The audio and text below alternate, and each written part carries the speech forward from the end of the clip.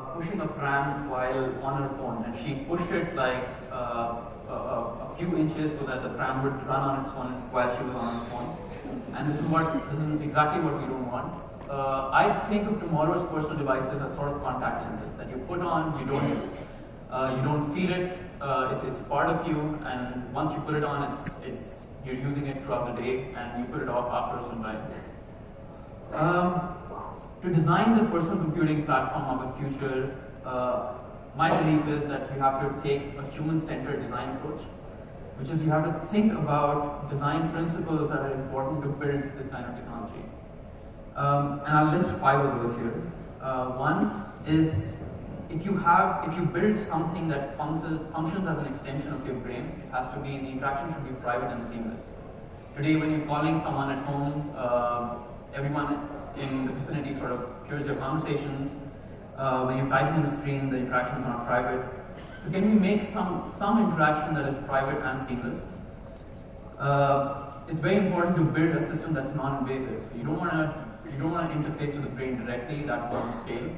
You want to build something that you could put on where and that senses your intention non-invasively. A very important parameter or design principle is that the system should be non-intrusive. It shouldn't pick up on your private conversations, your private thoughts. One sort of thought experiment is if we design a BCI, brain-computer interface, and somehow the device has access to your thoughts, and if Facebook, say tomorrow, sells it to third-party companies, that wouldn't be ideal. So you want to build a system that is non-intrusive. Fourth principle is it should be high bandwidth. Today, when we type on a keyboard, it's extremely slow. It's a very slow interaction. You want to have an interaction that is a high bandwidth interface that takes in a lot of information from the human user, gives back a lot of information as well. And the fifth principle is that the interaction should be voluntary. At all times, the human user should be in control of the interaction.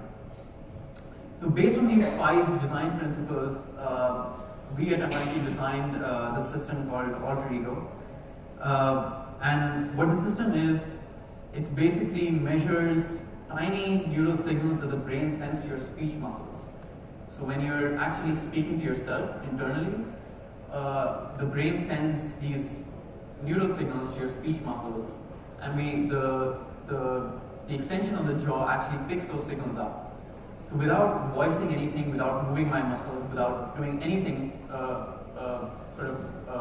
observable action, the computers can construct text or translate text from just me internally speaking. So instead of reading from the brain directly and making an intrusive system, we pick up from the speech system. So it's more like, I often think like thinking and speaking is not binary, it's more of a spectrum.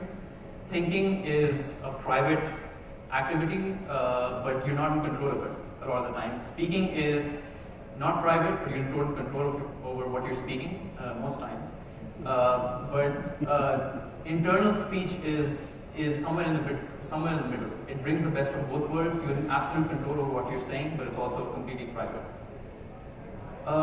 There's an AI running in the cloud, so it picks up these things that you're saying to yourself, and it translates that into applications. For example, if you want to light up lights in your room, so it basically translates that. There's a natural language processing engine that translates that command, and basically it switches on lights.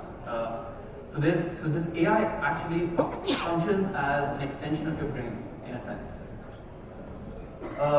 And then the AI transmits audio through vibrations in your skull and into your inner ear. So without blocking your ears or without distracting you, without unplugging you from your environment like today's smartphones do, there's an I/O with the human user without disrupting any perception of the user. So without blocking the ears, the person gets audio feedback. And the combination of these technologies basically makes the subjective experience. You feel like you have Google in your head, basically. That's the idea. So you have a voice assistant that's inside your head that you can interact with. So the technology disappears, and what remains is a magical experience. And it's sort of different, right, this model. This has been the computing model for over half a century. You have a device in front of you, interact